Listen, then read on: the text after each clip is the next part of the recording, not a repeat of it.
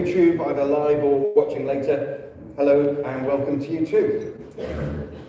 Welcome back to number 5 of Sacred Pathways, which by my reckoning means we're now halfway through. 5 out of a series of 9. Just the usual reminder that whilst we're looking at different pathways, there is no one pathway that's any better than any of the others. It may be better for you, it may fit you, but equally there may be others which you think, not so sure. That's fine, that's to be expected. Don't be disappointed if you're thinking, that didn't really scratch where I'm itching. And you can always catch up if you miss a week. So this week we are exploring a pathway that can feel quite risky and dangerous if it's not your natural inclination. There's different names that I might well use during the evening for this pathway. In the book that this is based on by Gary Thomas, Sacred Pathways, he calls it the activist pathway. I kind of like that, but I'm also calling it the challenging pathway. Not challenging because the pathway is challenging, but because we are challenging others. Just by way of a kind of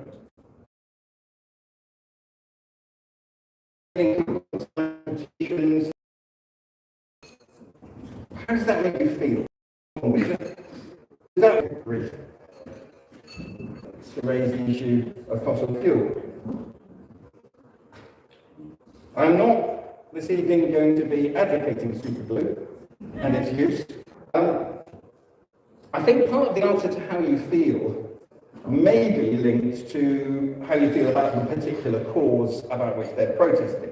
If it's something close to your heart, then you might say, yeah, go for it. And if it's something that doesn't really affect you, cause causes will motivate different people. And actually, it's quite possible to have two Christians, who are on different sides of the same debate, the same issue.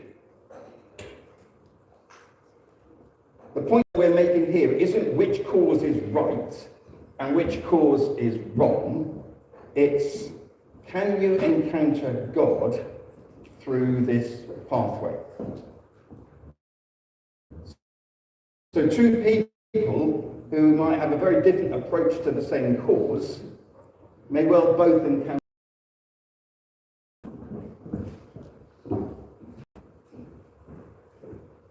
One of the aspects of this pathway is about a strong sense of justice, and particularly God's justice. There's a book that I've just reread for the second time, or read for the third time, called Just Mercy. It's a book by an American lawyer who encountered some prisoners on death row and the deep, deep injustices that they experienced. Predominantly, they were black, poor, on the bottom end of society in America, and on the bottom end of the justice system. And this book is about one man in particular, Walter, but also about his journey towards trying to get justice into the American justice system, where there was none in some places, and try to counteract the way in which the death penalty is applied in the States. Now, you may not know this, but my first training was as a lawyer. Justice is important to me, and I read this book, I've read it for the third time, as I say, and my heart breaks when I read. I can't believe how badly people are treated. I can't believe that some people's lives are taken away almost arbitrarily by a system that is supposed to be a justice system. It really, really winds me up. And I find reading this book, and I do recommend it to you, if you feel like if you want to go through an emotional wringer, read Just Mercy, because you will find yourself getting more and more angry at the lack of justice, but cheering this guy on as he fights for those who have no help. They made it into a film. They have made it into a film, if you prefer. Interestingly, the film is called Just Mercy. So they made it easy for us. The film is more about just his encounters with Walter. That's harrowing enough, but if you want to go beyond that and really, really into depth, then the book is worth it. This lawyer is a Christian, and so it's his sense of God's justice that he finds is driving him in all that he's trying to do. But people, I would say he is an A1 archetype for this pathway, encountering God in challenging injustice. But people who are like him, or people who find that they can encounter God more easily in this way, we all could, but those who find it easier, will perhaps find that they serve God on the margins of society. And they find God in amazing ways, perhaps touched by just a simple gratitude, or the humility or patience or perseverance of those that they're supporting. For these people, these words from Jesus really resonate. Truly, I tell you, whatever you did for one of the least of these brothers and sisters of mine, you did for me. Now, there are loads of people who follow this pathway in the Bible. Shouldn't be surprised at this, because God is a God of justice, God is active. He wants his people to be taking action on his behalf. Moses, one of the spiritual superheroes of the Old Testament, born to a Hebrew mother who was enslaved in Egypt along with all of the Hebrews. And Moses' story is one of highs and ways, ups and downs. He was born at a time of repression when male Hebrew babies were being killed in a particularly ruthless form of genocide to cull the population. Miraculously, he not only survived, but was adopted by the Pharaoh's daughter. So then he grew up in Pharaoh's palace with all the privileges associated by that. And at the same time, just the icing on the cake, or maybe the cherry on the icing on the cake, they managed to get his mum employed as his nursemaid. His mother would have been reminding him constantly of his Hebrew heritage, even as he grew up as an Egyptian prince. So that when he was an adult prince, he saw an Egyptian slave master beating a Hebrew slave.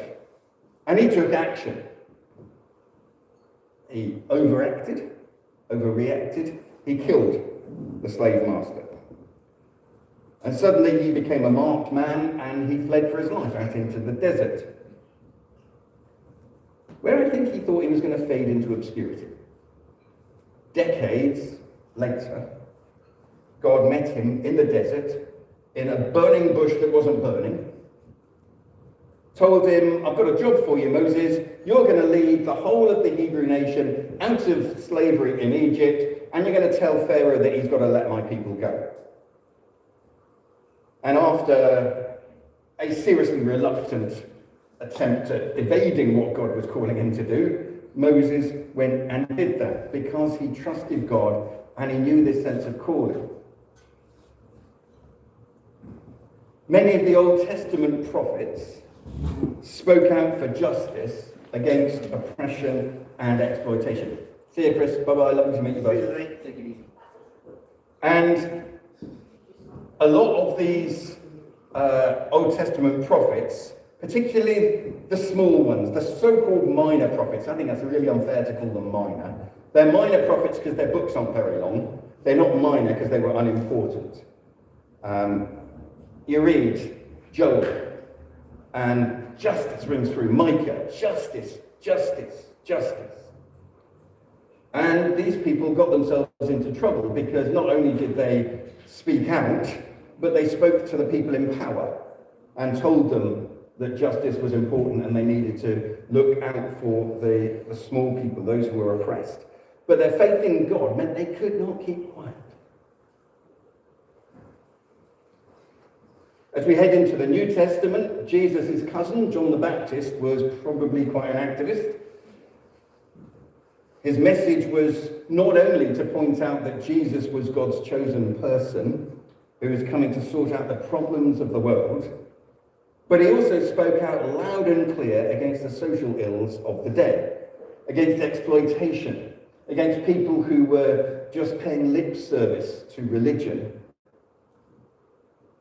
And in particular, he publicly condemned Herod, who was the Roman puppet ruler, kept in power just to keep the peace. And he condemned him because he had had his brother killed so that he could marry his brother's wife. That got John arrested and ultimately beheaded. After Jesus, if you read Paul's accounts, or the account of Paul in the Acts of the Apostles, and some of the letters that he wrote to the early churches, you see that Paul wasn't afraid of standing up in the name of justice and what God wanted, pointing out where things were wrong. As we have done every week, we're also going to focus particularly on Jesus. And Jesus was an activist. Right at the start of his ministry, age 30, Jesus read from the book of Isaiah when he was in the synagogue and read about one who was sent to proclaim good news to the poor, freedom for the prisoners, and recovery of sight for the blind, to set the oppressed free, and to proclaim the year of the Lord's favour.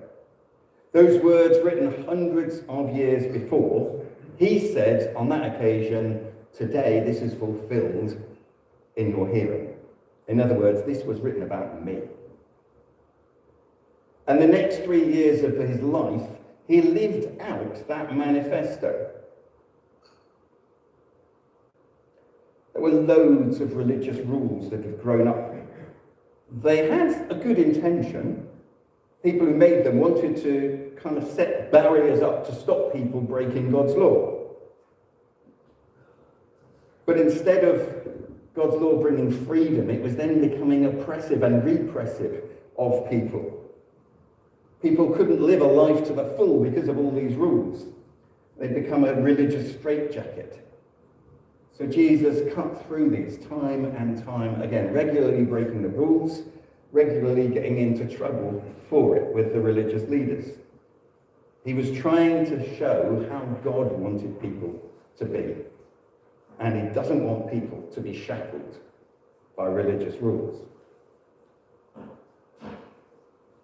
There's the one occasion you may have been thinking about when I was talking about Jesus as an activist, when he was in the temple in Jerusalem, the center of the Jewish faith. And he took a radical action that probably was as radical then as the suffragettes were when they chained themselves to the railings outside Buckingham Palace. It was outrageous to the powers that be.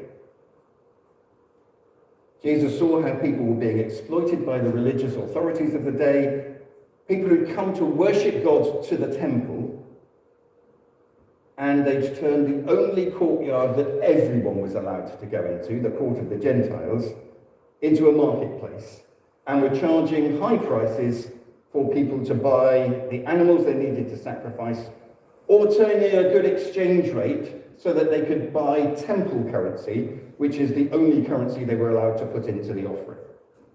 Can you imagine coming to church here? At the door we say, "Oh, have you got Mutley Baptist Church pounds? No? Oh, well, if not, the exchange rate is 2 Mutley Baptist Church pounds for every £5 that you pay us." It's a scam. And Jesus literally turned the tables on those people, chased them out with a whip, according to some accounts. You can imagine these sorts of things did not endear him to the religious authorities. I think what annoyed them more was the sort of people Jesus hung out with. He seemed to go out of his way to find and spend time with those who were regarded as the wrong sort of people. The sort of people that the religious leaders would actually cross the road to avoid. Jesus seemed to go in the opposite direction. And he seemed to relish being with these people.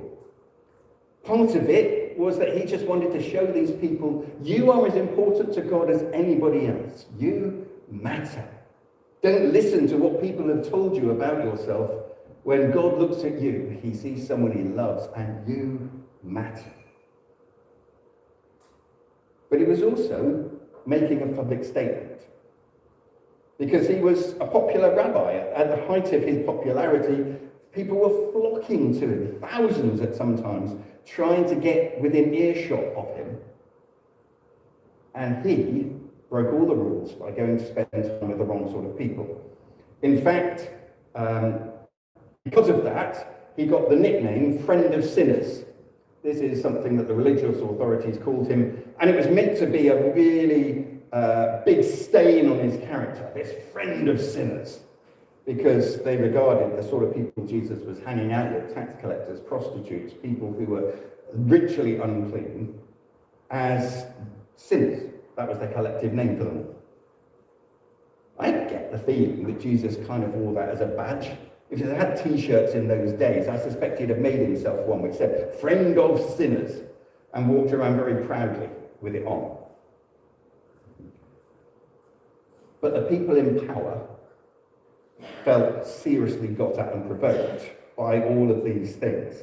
And ultimately, a combination of all of them led to the plot that led to trying to discredit him and ultimately led to his arrest and his crucifixion.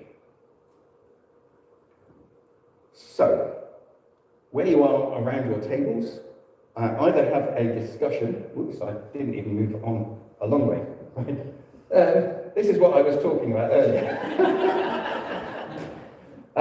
So, I got so excited by it all, I forgot to press the button. What do you make of Jesus as an activist? And you can cover that question or this question or both. What issues do you think he would take action on today? Okay? Have a discussion, have a chat, have a refill. There's still one or two desserts up there if you feel particularly empty at the moment. Another pot of coffee just arriving. Thank you very much, Mike. Just so you know, we will go till about 8:05 by my watch, which is 8.5 minutes. Just in case you know, my watch is on time. Okay.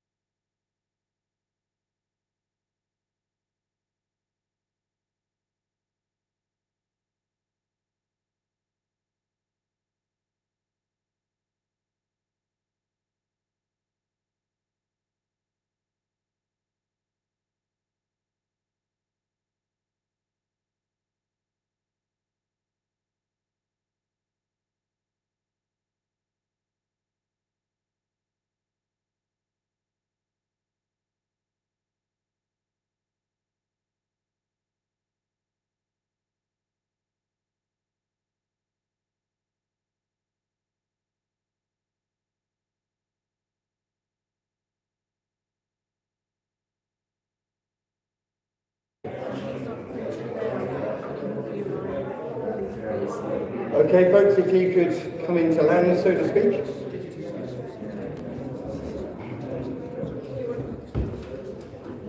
Did anyone have a chat about what you thought of Jesus as an activist? Or did you more tackle the second one? Hold on.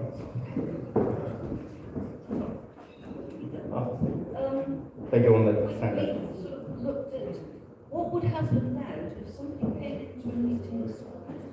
It needs to be that quick, I'm sorry. If somebody came to see me with different opinions, different thought processes, different beliefs, and said, "This is how it should be, folks. Are you going to follow me? Or do we have stones for that, just in case? Or do we just escort them out of the building because they don't agree with us?" Because Jesus wasn't always agreeing with those in Snibble. Yep. So yes, quite a challenge to make you think about how it must have felt back then. Yeah. Okay. Any other? Oh, sorry, right at the back. You can make me work on it. The first question, I think, was when he turned the tables over in the temple when they were selling. I think he might be an activist because he knows that that isn't right. Because in the temple, everything's meant to be holy, and you're not meant to charge anyone for anything. Brilliant. Yes, absolutely. He was standing up particularly for the poor on that occasion. Anyone else? Yes. I'm quite encouraged that he was an activist because I recognise me in this category. And actually that's very much how I felt a lot of that I'm a bit of a troublemaker. An agitator. And he certainly was a troublemaker. Yeah, he was. Okay. Did anyone have a look at the second question? What issues do you think he would take action on today? Or, to be really provocative, would we find Jesus gluing himself to a motorway? Okay, right, sorry. Yeah. Well, we thought it was. Sorry, it does need to be that close. It's not the brilliant microphone. We were discussing what he would do with our actions and what we would want, we think we should be doing. And we felt really we referred back to James, where we're told to help the people who are in need, and that means getting your hands dirty and actually changing the way we think and reaching out to people who have their trouble. It's not the nice things that, the nice people in the front pew. It's actually getting your hands dirty and getting on with it, and that's what was challenging us in this corner. I think Jesus would have been doing that and encouraging us to do that, and maybe giving us a slap around the head to get us to get our act together and get carried on, and not to be fighting over whether the cream should be on the scone first or the jam first. Oh, you really picked a controversial subject there, didn't you? Okay. Anyone else? Yes, I'll come here then. He was saying that we thought he'd be kind of challenging the same subjects that he challenged when he was alive, and breed us as religious people and what we're doing, and those people in power. I think he'd be doing a lot of the same things as when he was alive. And Okay, that's when he's walking and talking. Yeah. Okay, thank you. Parents? We were talking about how, where would we start for a start, really, especially because there's so many problems in society. We were wondering where he would actually start. And I said, all right, we come out in the soup run and obviously be with those people, talk to people who, as you say, are marginalised. We think that he would be with them and he would welcome them, love them. And that's hopefully where we make a start. But there are so many different problems. And as I said, the energy crisis, sort of trying to sort that one out. And just generally, as I say, being active and just basically standing up for what's just and what's right. Anyone else?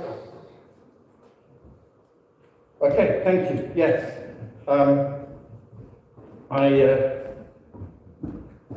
As I said,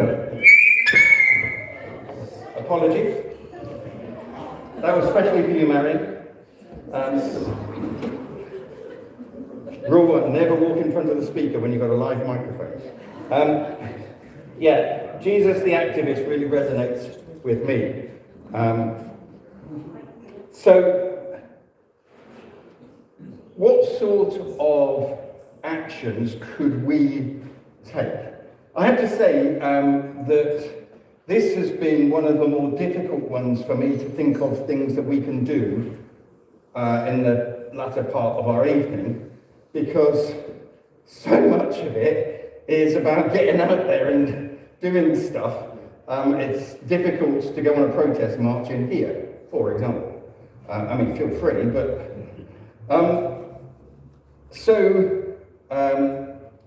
in many ways, what we're doing this evening, I'm trying to provoke you to think about what you might do when you get home or in the next few days, as much as stuff to do this evening.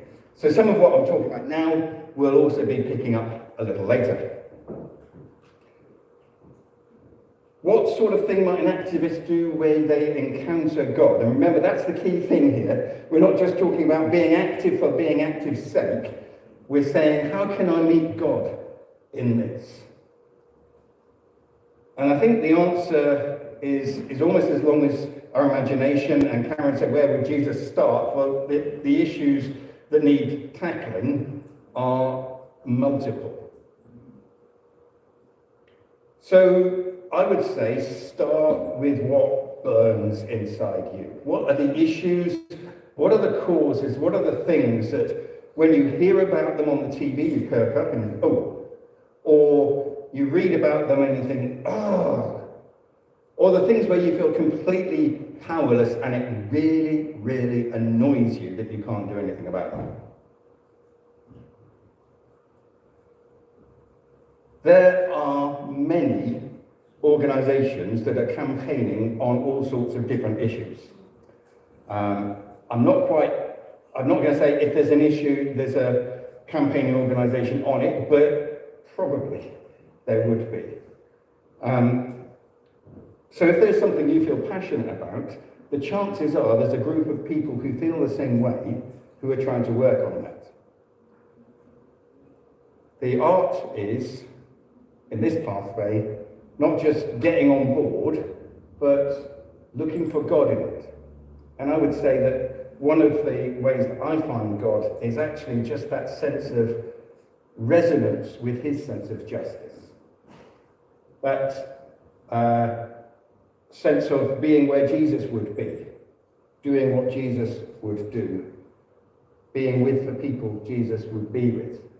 And then finding that I'm encountering him in the things that people say and do, in the way that they are with me, or in the emotions it stirs up in me. If there isn't a campaigning organisation on an issue about which you feel particularly passionate, you could always start one. Make it a local one to start rather than a global one.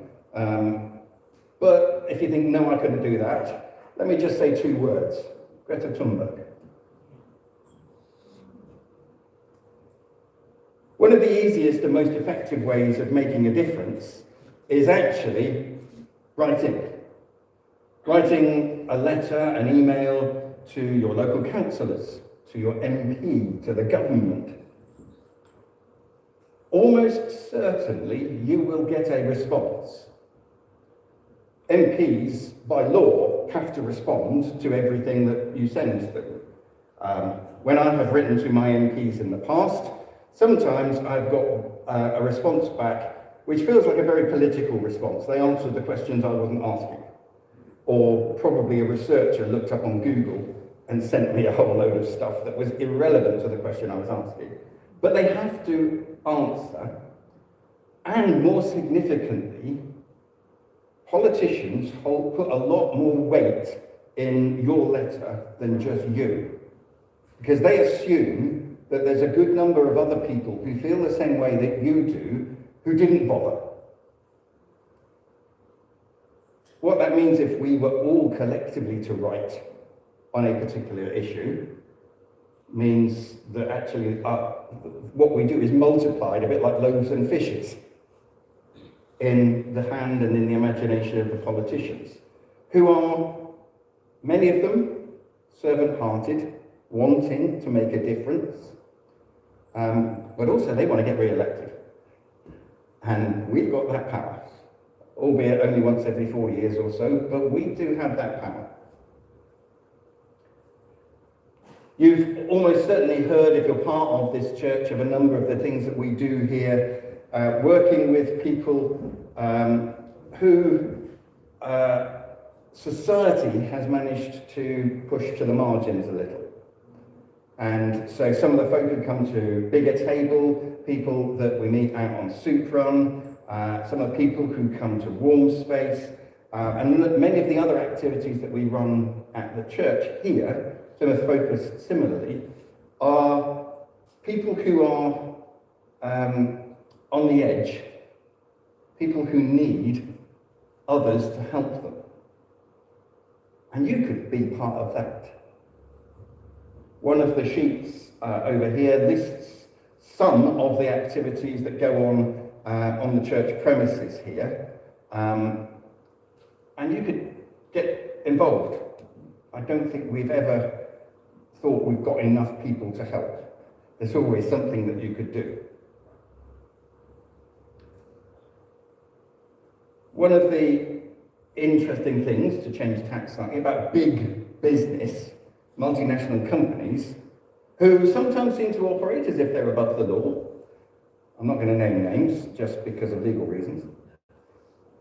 The thing about them is that they are also responsible, but to their shareholders. They're the ones who ultimately have a say in the shareholders' meetings. If you have some spare capital, and there's a company that you're aware of that you want to make a difference in, if you buy enough shares to be a voting shareholder, you can go to their shareholders' meeting and you can raise the issue. You can speak directly to the managing director.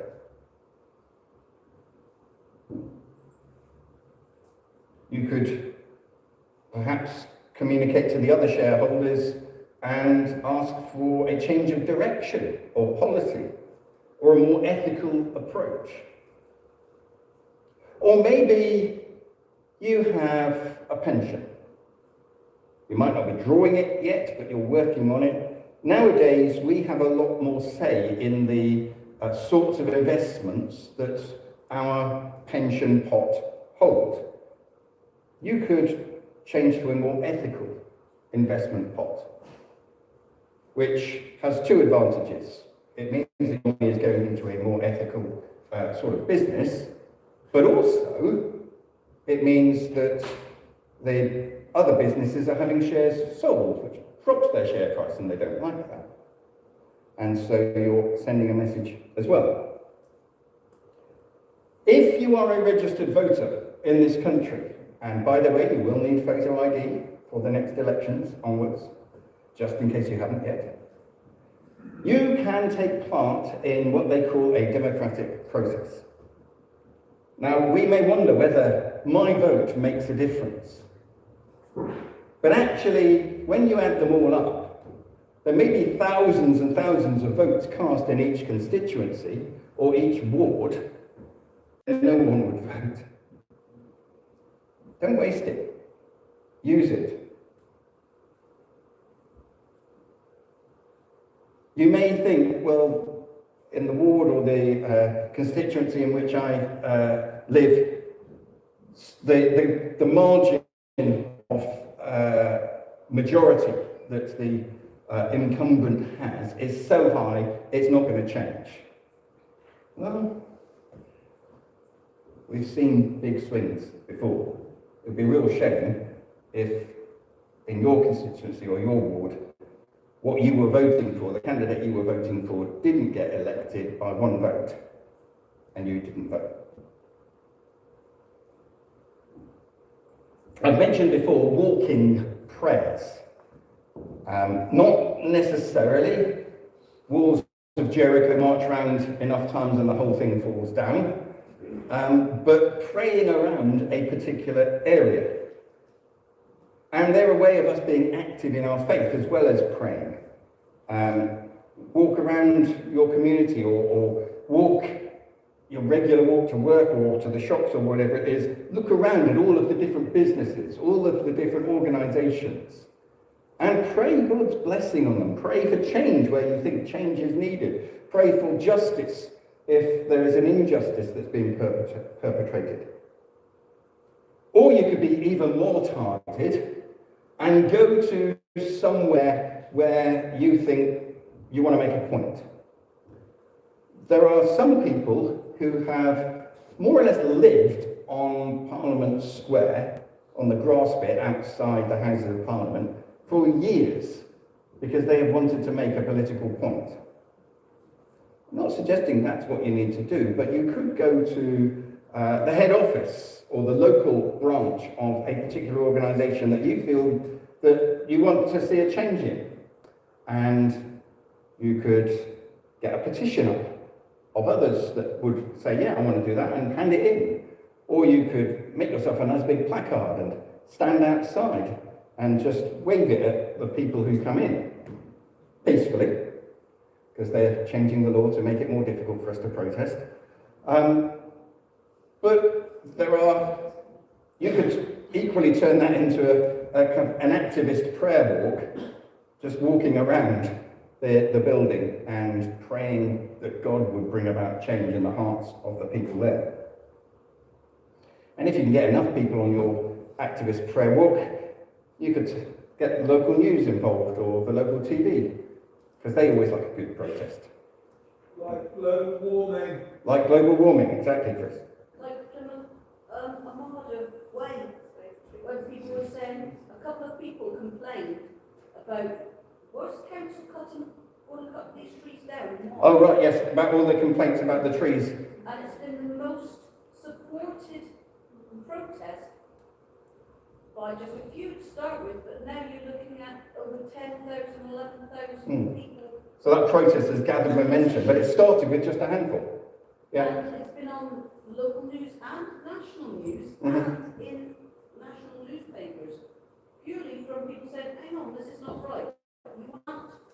You said about planting more trees, but you're going to cut down healthy trees. Why? Yeah. So a really good example of just a few people who have made a massive difference with the campaigning around the Armada Way trees. But it doesn't have to be just a campaign, it can also be a spiritual event. You can be praying as you are protesting. If you're not physically active, you can still be spiritually active by praying. So you can get information from a whole range of different organisations, Christian or not, and be praying about the issues, praying for the success of campaigns. Use the information to inform your praying. And you could share that with a couple of other friends who perhaps share your concerns and pray together about this issue. Or even, dare I say, pray with people who think differently to you about an issue. Because God's really interested in what we think, whether or not we agree on some particular issue. And the interesting thing about praying is that it often seems to be the case in my experience that when I'm really fervently praying about something, God kind of says, so what are you going to do about it? And gets me involved in being part of the answer. So, you could join or start just a campaign, you could write to your local council, MP, work with those on the margins, buy shares, vote, do your walking prayers, your protest march, intercede, praying for others. But there are other things that we need to be careful about. Activists can potentially be quite judgmental. Watch out for planks. Jesus, when he was pointing out hypocrisy in some people, was saying that you're so bothered about the plank in someone else's eye, you forget, about the speck of dirt in someone else's eye, that you forget about the plank in your own. And It's very easy when we're passionate about something to be pointing fingers at other people and not actually think about our own personal spirituality. Now, we'd never do that, would we? So, just for a moment, without sharing, how do you react to people who voted differently than you about Brexit? Okay, moving on. Exasperation with those who don't join in. Another potential thing for activists is they can't understand why people don't feel the same way I do. Why aren't you as worked up about this issue as me? Why can't anyone understand that people dropping banana skins in the street is the most important social issue ever? Why isn't a crowd of people joining me? It's a deliberately silly example, unless you happen to slip on a banana skin. But there are other things about which we might be passionate, where we might say, well, I don't understand, why aren't you as passionate about this as me? It links a little bit with the danger of being judgmental. We can end up judging people who disagree with us, and we can judge those who don't agree with us and act with us. It's the other side of it. We might think of them as apathetic or uncaring. Just recognise that we are all different, and we all have different things about which we are passionate. If we were all passionate about exactly the same thing, that thing might get done, but there'll be lots of other things that wouldn't. Our media loves a good argument. If there's a programme where they're going to discuss an issue, you watch. They will bring in two people with polar opposite views to have a good old verbal dust-up, and occasionally that gets a bit more heated than that. And the TV love it, putting people at odds with one another. Or a radio phone-in. Oh, don't they love it when someone phones in with a really extreme view? And then everyone else can phone in and go, oh, I can't believe they said that. And then someone else goes, well, yeah, but they're entitled to their view. And the news thrives on this sort of approach. And you can see it on Question Time. Look at the people they line up. They'll have politicians from different political parties, then a couple of other people who are going to be really provocative because they're not politicians and they can say what they like. And you know that a politician on Question Time, when they say, with respect, there's not a lot of respect coming in. And the thing is that culture, that approach, is really easy for us to absorb too. You see it on social media, don't you? If someone puts up something on social media that other people disagree with, suddenly they all pile in and they're saying all sorts of abusive and horrible things about that person. And they completely forget that at the other side of the keyboard, at the other end of the internet, is a human being. A person with feelings who has become the focus of Bible. Jesus told us to love our enemies, not to dehumanize them. The person whose political view is completely opposite to yours is still someone who is created by God and loved by God. And it's really possible, and I'm sure we may well have done it at different times, to have action without prayer. But this is a spiritual pathway. This is not simply a call to arms. Prayer needs to be at the heart of what we are doing if we are looking to meet God in this rather than simply campaign. If, and I've said this often during the series, if we intentionally look for God, I believe we will find him in quite unexpected places sometimes. And in this pathway, if we go into action, whatever it is going to be, whether it's writing, campaigning, however you're going to engage, and you are saying in the midst of it, God, where are you? What are you saying? speak to me, let me see your heart, let me capture something of what you want here, you will find an answer to that. Jesus told us to pray for those in authority over us. He even said, pray for those who persecute you. What sort of difference will there be to our prayers if we take him seriously? And the other thing that we can be liable to is to being proud. And I think this is at the heart of all of the potential trip hazards here. Pride in myself, pride in my cause, it's a distraction. It happens when we take our eyes off the people or the significant issue and start to think about me. Well, you know what? I wrote a really good letter to my MP. You should have seen me outside the head office of that company with my placard. When that chief executive walks in, I gave it a little wave in his direction. If we allow ourselves to become proud of ourselves and we look for recognition, Jesus says, you've had all the reward you're going to get. And I would dare to suggest that the chances of us encountering God in the midst of what we are doing are diminished because we're looking at ourselves rather than looking at him. There are loads of different ways in which we can get involved if we want to be an activist.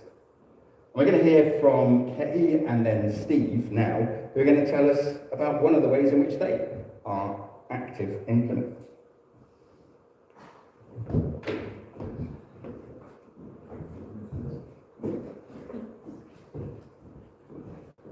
You can work from on the floor or even come up here, whichever you prefer.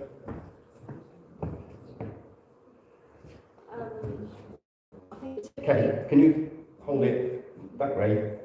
That's the way. About 15 years ago, Muttley started a street pastor training course, and I thought, wow, that sounds really interesting. And I'd seen a video by Les Isaacs talking about what street pastors were and what they did. So my husband said, yeah, but you're not going to do it, are you? I said, no, of course I'm not. I'm just going to go along and learn what they're going to do. Anyway, we did a 12-week course, and then we were commissioned, and out on the street we went. And you have no idea of, it's really stepping out of the boat, because you don't know how you're going to be received, or what it's going to be like. And we used to be based here in the evening. We come in at 10 o'clock at night, till 4 o'clock. And we would not go out on the street unless we were covered by prayer. And we had prayer pastors who were praying for us all the time. And one evening, I went out. And I think it must have been about the same time as when there'd been the tsunami in Indonesia. That's right, on Boxing Day. And I was walking along Muttley Plain with the team. And this lady had come out of the Crown, I think it was. It's where Sainsbury's is now, and that used to be a pub. And she'd come out for a cigarette with a friend.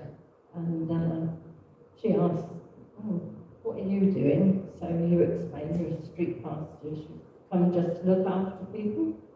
And I said, they're all Christians.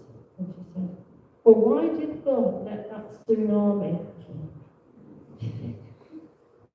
And to be honest, I don't know why he let that happen, but I guess one day I might know. But I think because I was so honest that she just opened up to me and she started to chat. And her husband had committed suicide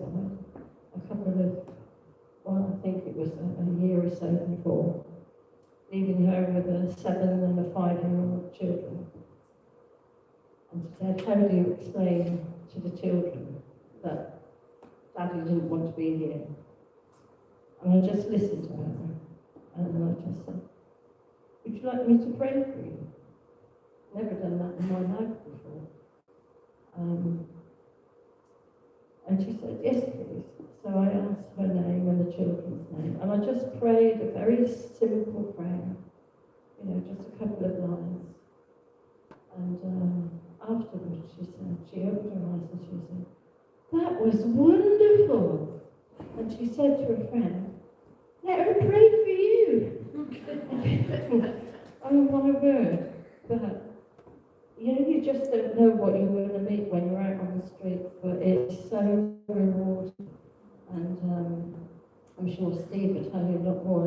Some of the things that happen, that just shouldn't. And we always believe we've got a hotline to God with the prayer pastors, because it's an amazing ministry. Brilliant. Thank you very much, Kate. Steve.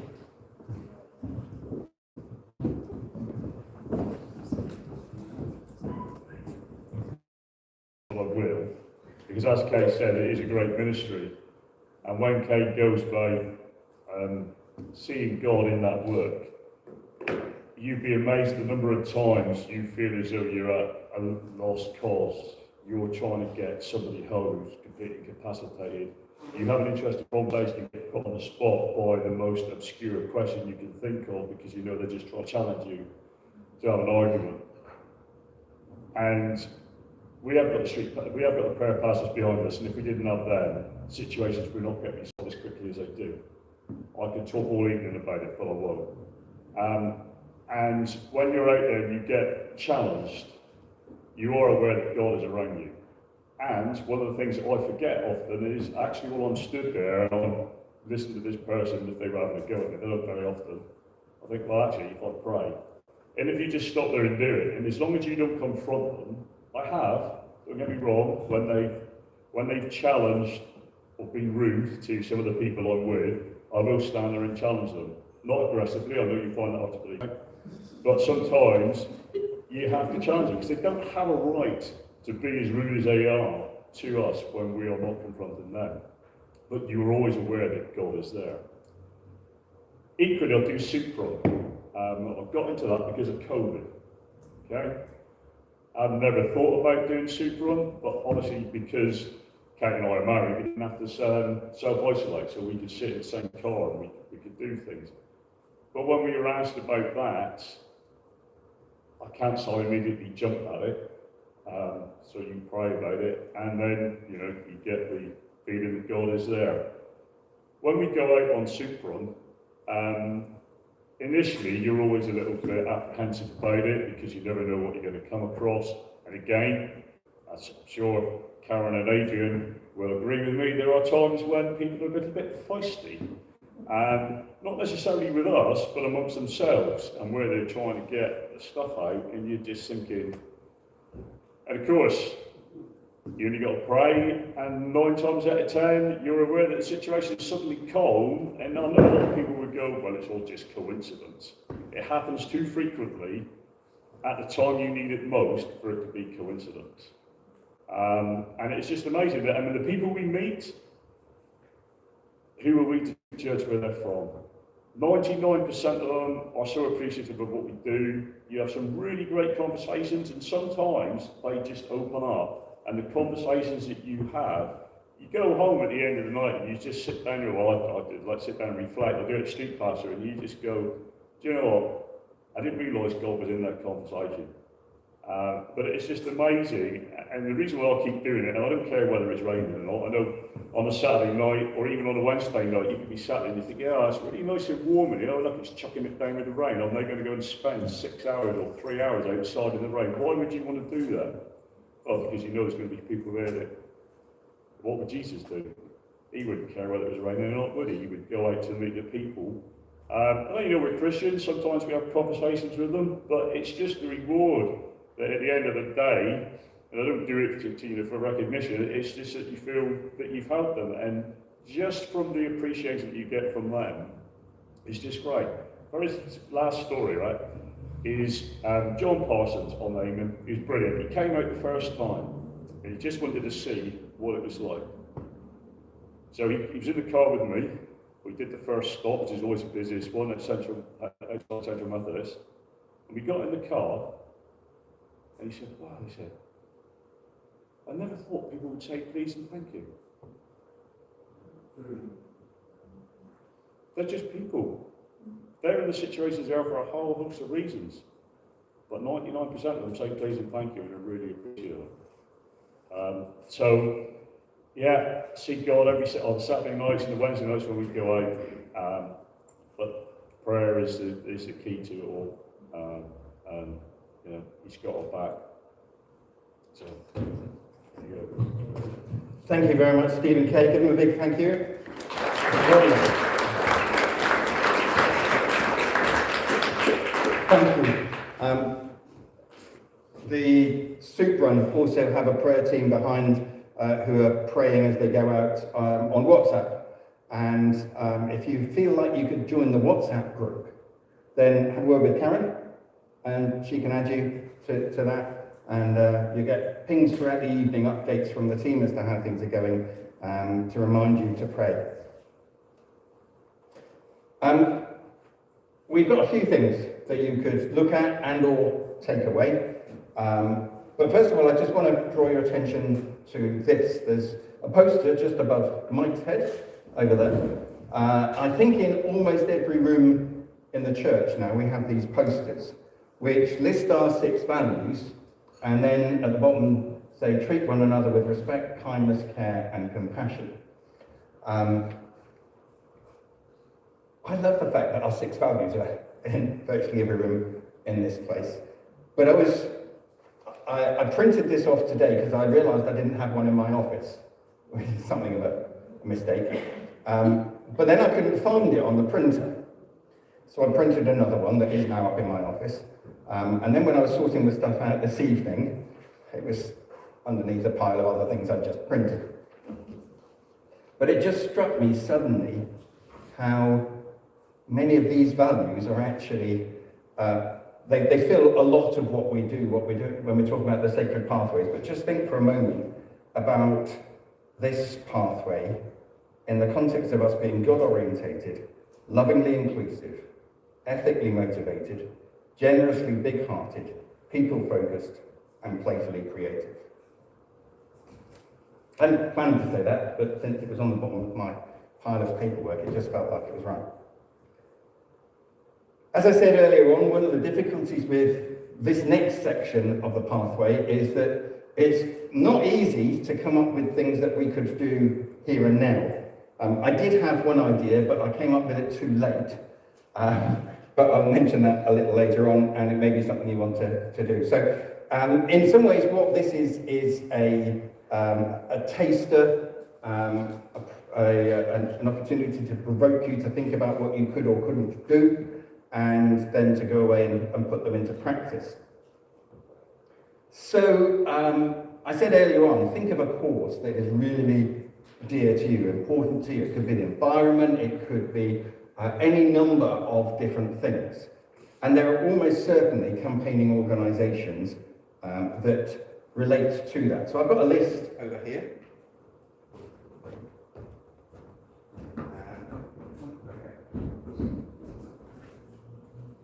I switched the microphone off because I didn't want to listen. Yeah, I remember that time. So I just did a very, very quick web search for campaigning organisations. This is what I found. Amnesty International started with one man, and they now work with 10 million people across the world in 150 countries who campaign to end the abuse of human rights. You heard of International Justice Mission? Some of you have. They are a global organisation who work with local justice systems, so police, courts, and the legal system, to end violence against people living in poverty by bringing people to safety, so they free people who are in modern-day slavery. And some of the stories are incredibly dramatic. They bring criminals to justice, and they also strengthen the justice system as they work with them. Open Doors. You may well have heard of Open Doors. This is the worldwide organisation started by one bloke who was concerned about particularly Christians, but other people behind the Iron Curtain, Brother Andrew.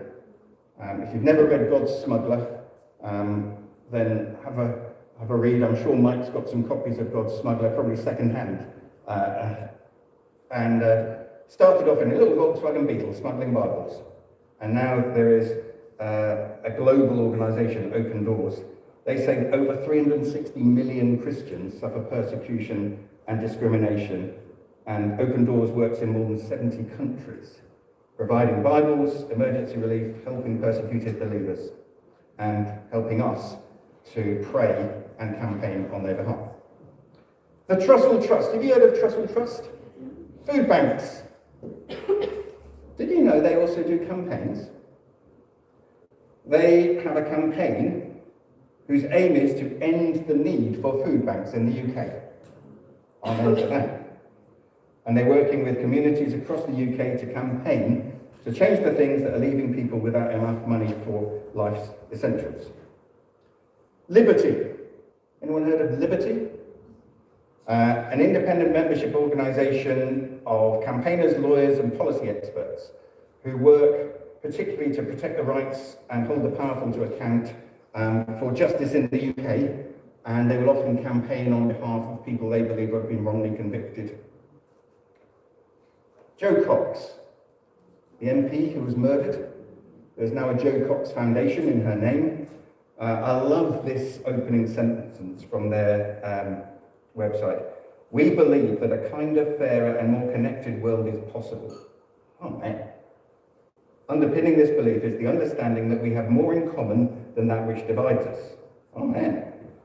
As we work to make change, we follow Jo's example of collaborating with others and bringing people together to achieve more than we can alone. Oh man. And this isn't a Christian organisation, but we could work with them. They're nurturing strong communities, championing respect in politics and advocating for a fairer world. Have you heard of Mind, the mental health charity? Did you know they campaign? Particularly at the moment, they're campaigning because of the impact of the pandemic and the lockdown on people's mental health, especially those, they would say, it has been especially challenging for racialised communities, those of us in poverty, children and young people. But it doesn't have to be this way, and you can help. So this just lists those organisations, and it's got their website on it. You can take one away with you if you want. I didn't print off many, I didn't know how many people would want. If there's one that particularly interests you, you could always photograph, if there's just one left, photograph the bits that are interesting to you, and then you've got that.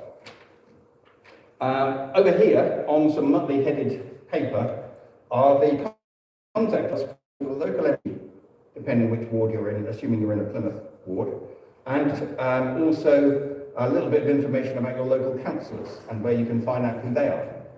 The three local councillors for this ward, for Compton and Mutley, Charlotte Carlisle, who actually helps out in one of the soup run teams, Dylan Tippett, who is Labour, Charlotte's Conservative, and Nick Kelly, who is Independent. And they work with the Traders Association that Fee and I are part of as well, trying to make a difference, just locally. They want people to ally with. If there's an issue, a national issue, you can write to your MP and say, will you do something about this? When you see MPs stand up in Parliament and they say, such and such constituent in my constituency wrote to me, and then they raise it on the national, someone wrote to them. If there's an issue, if there's an injustice that you feel you want to raise, then do it.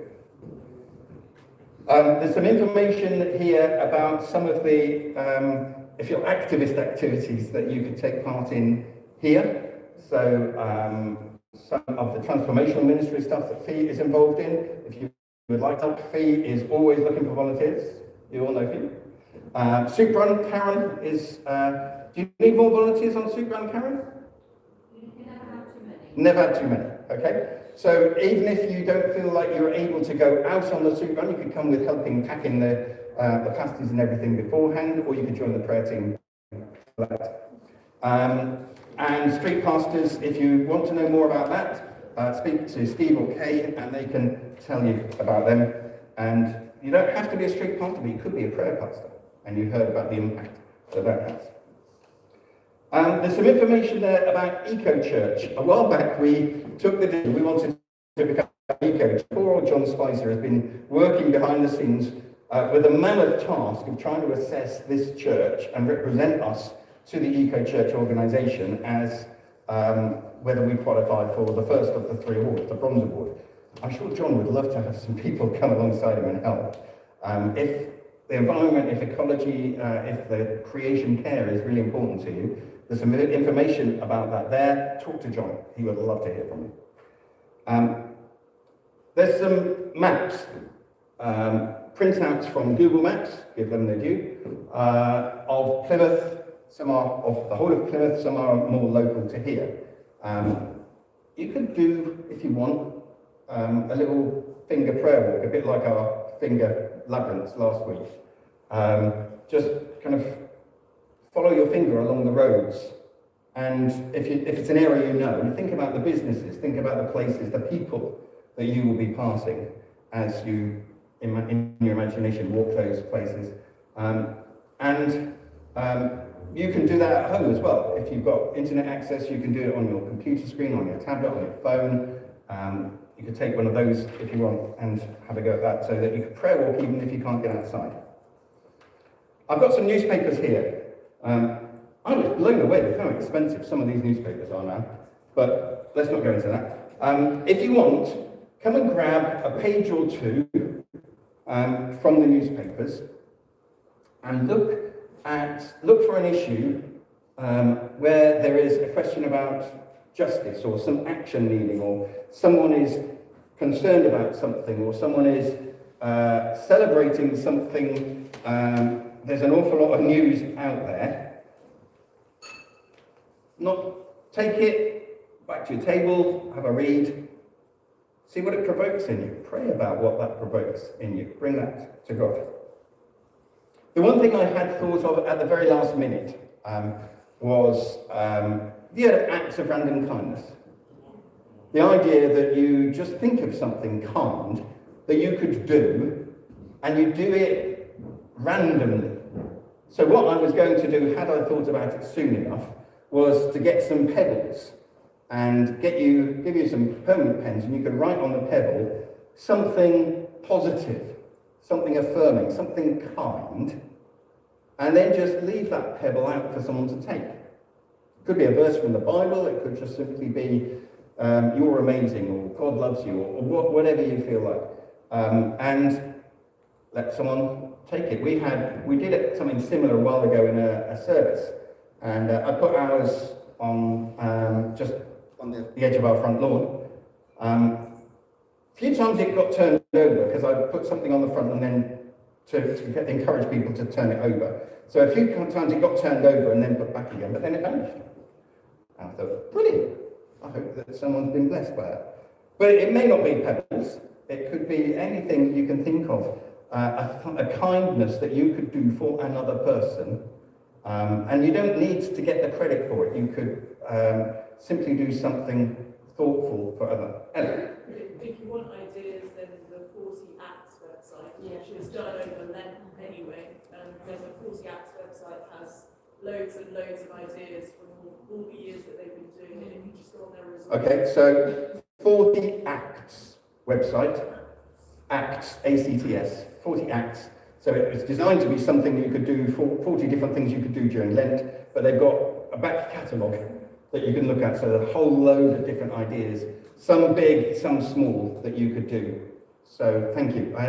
Now, I should have asked for anyone else's thought, but something as simple as suspended meals. You heard of that? Where or suspended coffee. You go to a coffee shop and you buy yourself a coffee and you say, and I'd like to give a donation for somebody else to come in and have a free coffee. Just even just writing something positive and pushing it through a neighbour's door. It's a form of being an activist. The idea of it is you don't get recognised for it, because it's supposed to be something done in secret. You may never see the fruit of that, but the amazing thing is that God can take it and use it and multiply. So, I think that is everything out here. Yes, so by all means, take any of the bits that are here. If there's one left and you want copies of it, let me know and I can nip upstairs and run it through the photocopier for you. Or I can take your name and send it by email. So we are going to finish in just a couple of minutes, okay? So we'll be finishing at about 5 past. So my idea for tonight is that you kind of gather some resources and take them home with you, as opposed to doing a lot here. Mainly because I couldn't think what we could do. I should have gone on the 40 Acts website and then you'd have had hundreds of ideas. Okay, thank you very much. Enjoy, take stuff away, and bless you as you get active.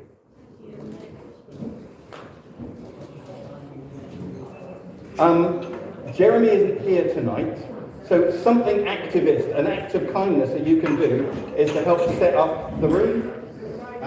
Beth is going to tell us what she needs.